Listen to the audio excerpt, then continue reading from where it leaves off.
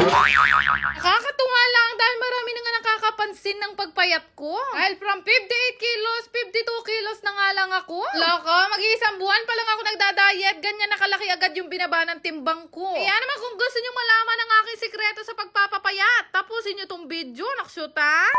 For today's grab nga, maagang dumating dito ang Semter para ayusin nga itong unit na meron kami dito sa bahay. At opo, kami ay user ng Semter at ito ang ginagamit namin. Lahat kasi nang nakita kong water dispenser, dito talaga ako na-attract sa Semter. Nakadirekta na kasi ito sa tubig namin at hindi na namin kailangan mag-apply ng tubig. Equal din yung gamit namin na tubig dito na kahit dati pa lang, iniinom na namin galing sa poso. Kaya naman saktong-sakto tong Semter para sa amin dahil meron na din siyang panlinis na kasama sa loob. Halos 2 taon na kaming user nitong Semter at hanggang ngayon gamit pa rin namin siya, hindi pa rin kami nasisiraan. Bali, pinalipat ko lang to ng pwesto kaya pinapunta ko dito sila kuya. Gawa nga ng marami akong ilalagay na appliances sa mga susunod na araw. Nakakatuwa lang kasi napakabilis ng service nila. 1 call away lang kapag kailangan mo magpalinis o kaya magpalipat. Pero ayun nga, after nga ng ilang oras, nag-aya na nga rin kumain itong si Bebu. Kaya lang, mas inuna niya pang umatak kaysa kumain ng pakbet, anak syuta.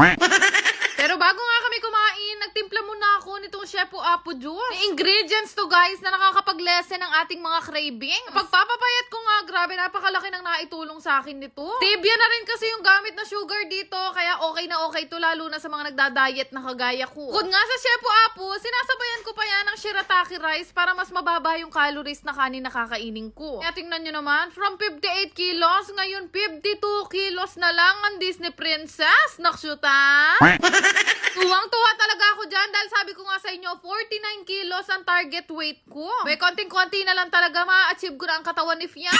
Kaya naman kung napanood mo tong video ko na to, ito na nga ang sign para maglaklak na rin kayo ng Shepu Apo. Siyempre, hindi ko lahat yan inaasa sa shirataki at Shepu Apo lang. Ako nga ay nagtitimbang o nagka-count ng calories ko per day. Anong matinding technique, guys, sa pagpapapayat? Bilangin nyo yung calories na tinetake nyo. Anong calories? Bilangin nyo, guys, yung calories na dapat nyo lang i-take sa isang araw. So, ako 1,200 lang per day. Lahat pwede kong kainin, lahat pwede kong inumin, basta kailangan pasok sa calories ko per day. Hindi mo kanini, guys, nag-snack pa ako at ang kinakain ko niyan, pansit na may kalamansi. Tinimbang ko pa talaga yan, guys. Ultimo kalamansi, tinitimbang ko. Diyos ko, ganyan kasakit yung biye. Lahat naman talaga, pwede natin kainin kahit nagda-diet tayo, basta timil-timil lang. O kasi noon, kung umasab ako ng donut, ay Diyos ko, isang bucket kaya kong ubusin. Nagabihan nga, hindi pa talaga kami naligo ni Kabang Nas dahil inaasahan ko nga na magbubukas nga kami ng bail ngayon na ilalive ko nga ngayong gabi. Ama kayo nang narinig, magla-live ulit ako ngayong gabi. Basta gabi-gabi magla-live ako sa TikTok shop. Ito yung pangalan ng TikTok shop namin kung saan nga ako nagla-live gabi-gabi. So, para makapag-mine kayo at makasama kayo sa mga raffle ko, i-follow nyo muna ako dyan. Pants nga ang ibebenta ko ngayong gabi dahil alam nyo naman sobrang hilig ng Disney Princess sa mga pants. O talaga yung taong kahit gaano kalisangan basta umalis kailangan nakapantalo. Eh syempre, kahit mamawas ta na singit, kailangan Barbie pa rin ang atake. Huwag kayo mag-alala, hindi ko naman ibibigay sa inyo yan ng amoy patis. Eh syempre, nag-hire pa talaga ako ng mga labendera ko para maibigay ko yan sa inyo ng humahalimuyak, anak syota. Hindi naman lahat dyan, nilalive ko nga, namimili talaga ako ng magaganda, kagaya nga nito. Tingnan nyo naman kung gaano ka-powerful. Marami nga ako mailalive mamayang gabi dahil nagbukas nga ako ng maraming base. Kung magbenta din ako ng mga pants, nasa 100 to 150 hanggang 200 pesos lang. Syempre, bilang maselan din ako, abay syempre, hindi naman ako magbebenta ng bumubugal. Sorting nga muna kaming dalawa ni Kabang Nas at kinagabihan nga, naligo na ako at gumayak dahil ila-live sell ko nga itong mga pinalaban kong mga white tees nung nakaraang araw. Last gist na nga ng mga oras na yan pero meron pa nanunood at talaga naman bawat i-flex ko meron nagmamine. Sino namang hindi magmamine? 59 pesos hanggang 79 pesos lang ako magtinda. Karaniwan pa sa mga nilive ko, mga branded pa. Naksyuta? Bonus na lang talaga yung meron kayo nakikitang magandang seller. Right?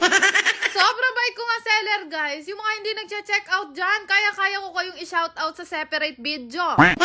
Natapos nga ako mag-live, alas 11 na nga yata ito ng gabi. Inutusan pa ako ni Bebo na magluto ng bistek. Ay, Diyos ko. Yung matulingay na, may kapantun niyang maid. Kasi yan kumakain ng ibang bistek, guys. Bistek ko lang talaga ang paborito niya. Ay. Sabi ko nga sa inyo guys, kahit gaano kaasim ang bistek ko, hinahanap-hanap pa rin ni Bebo. Loko.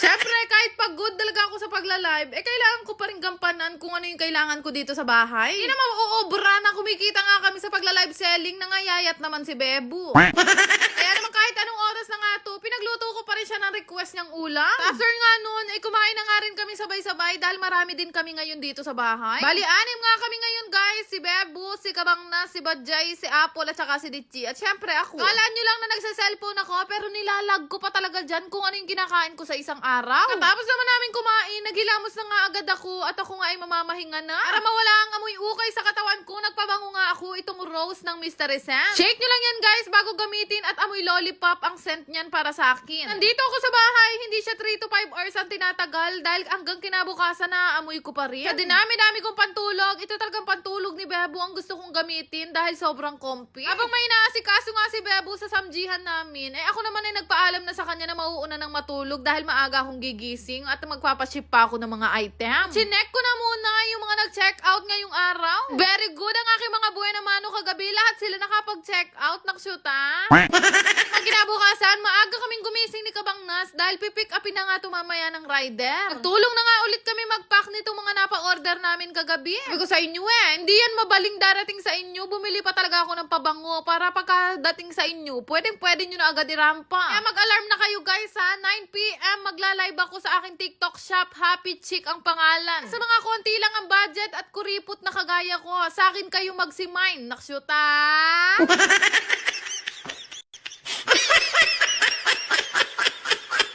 Yan lang naman. Salamat! 5,575! Galing! Jeep na magaling talaga itong bagong nilalaro ko. Ito nga yung PH Mine. Madali lang mag-register dito. Gamitin nyo lang yung link na ilalagay ko sa comment section. Marami nga kayo laro na pwede nyo pagpilian dito. May mga slots game at meron pang mga color game at napakarami pang iba. Kadalasan ko nilalaro dito itong Super 8. Pinipindot-pindot ko lang siya guys na ganyan at hindi ko na rin namamalayan na nananalo na pala ako ng malaki. Pero syempre ito yung libangan ko lamang at ginagawa ko lang o nilalaro ko lang kapag wala akong mapaglibangan. Kagaya nga nito, nananalo ko ng maliit tapos biglang puputok ng 1,000. Syempre guys, choice nyo rin yan kung magkano yung ibebet nyo. Mas malaking bet, syempre, mas malaki yung tama. Uy, 1,300! 2,500! Tunay! Lahat nga na magre-register sa link na ilalagay ko sa comment section ay magkakaroon sa akin ng ayuda. Go! Yan lang naman. Salamat!